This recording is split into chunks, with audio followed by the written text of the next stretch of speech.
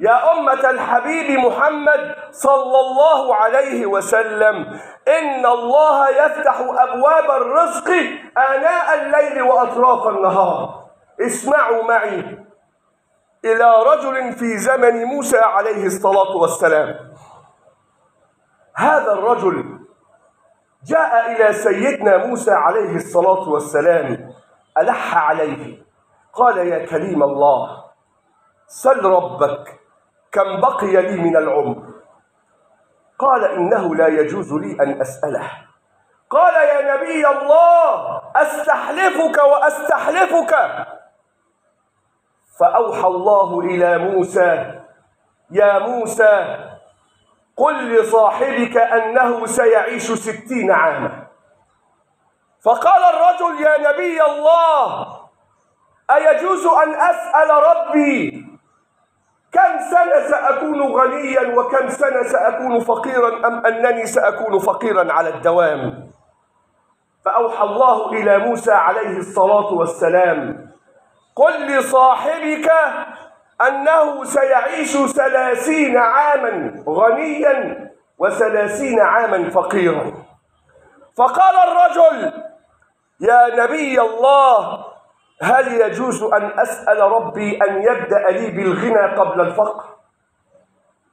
فقال رب العالمين لموسى: بلغ صاحبك أنه من أهل الغنى من الآن.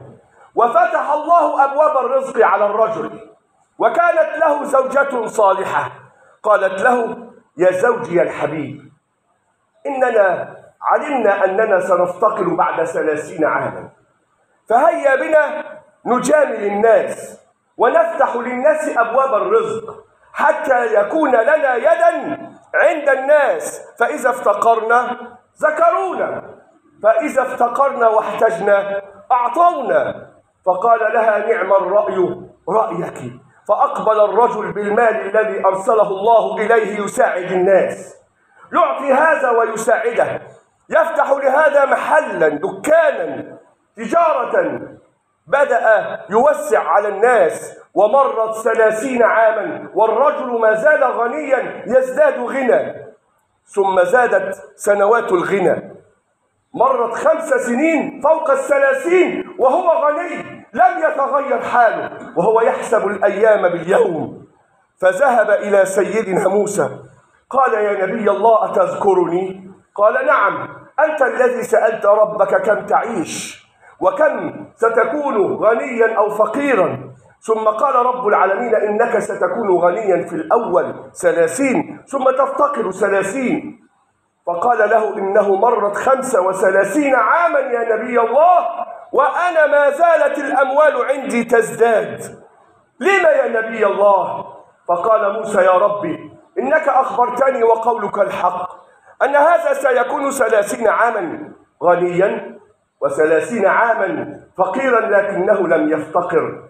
فقال له رب العالمين: يا موسى، إني لما وجدت عبدي هذا يفتح أبواب الرزق لعبادي استحيت أن أغلق أبواب الرزق في وجهه. الناس تساعد بعض، الناس تحب الخير لبعض. والله الذي لا إله غيره، إن فتح الناس لبعضهم أبواب قلوبهم لفتح الله لهم أبواب الجنة وأبواب الرضا وأبواب القبول وأبواب الصلاة على الرسول صلى الله عليه وسلم. يا أمة الحبيب المصطفى، إماطة الأذى والاستغفار والذكر والتيسير على الناس وفتح أبواب الرزق إنما هي أبواب مستمرة كرمضان عند الله تعالى، يغفر الله بها الذنوب ويفك الكروب ويصلح القلوب. إن كان رمضان عاد إلى رب العالمين، ونسأل الله أن يكون شاهدا لنا لا علينا. إلا أن سنن النبي محمد صلى الله عليه وسلم باقية أبد الآبدين. على الناس أن تبحث عن سنن رسول الله، تتمسك بها حتى تكون سببا في محبة الله لهم. اسمع أخي الحبيب، في القرآن الكريم: قل إن كنتم تحبون الله فاتبعوني يحببكم الله. والله لن يحبنا من خلقنا إلا إذا اتبعنا نبينا وحبيبنا ورسولنا وأسوتنا وقدوتنا. فاتبعوني يحببكم الله. وفي الحديث الصحيح: وما يزال عبدي يتقرب إلي بالنوافل حتى أحبه. النوافل سنن النبي محمد صلى الله عليه وسلم، والسنن دي انت لو فكرت فيها أيها المسلم هتلاقي نفسك بتعمل كتير قوي منها.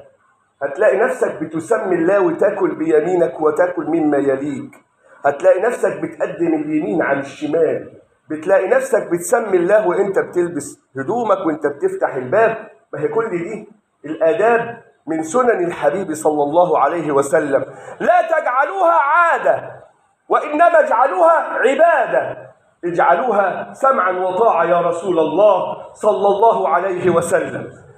باب آخر يقبل الله علينا فيه بالجنة ألا وهو حب رسول الله صلى الله عليه وسلم.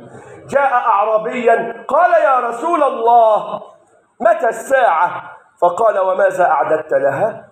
فقال الرجل: لم أعد لها كثير عمل يا رسول الله غير أني أحب الله ورسوله. فقال له الحبيب المصطفى: أنت مع من أحببت يوم القيامة. قال سيدنا أنس: والله ما فرحنا بكلام من رسول الله صلى الله عليه وسلم كما فرحنا بهذه الجملة: المرء مع من أحب يوم القيامة. وأشهد الله أني أحب رسول الله وأبا بكر وعمر، وأحب أن أكون معهم يوم القيامة. هكذا قال أنس رضي الله عنه وأرضاه. حب النبي ليس كلام، حب النبي اتباع. حب النبي أن تشغل الصلاة عليه صلى الله عليه وسلم. حب النبي محمد صلى الله عليه وسلم يجعلك معه يوم القيامة. ألم تسمع حديث المصطفى صلوا عليه وسلموا تسليما: أقربكم مني مجلسا يوم القيامة أكثركم صلاة علي، فهل صليتم عليه؟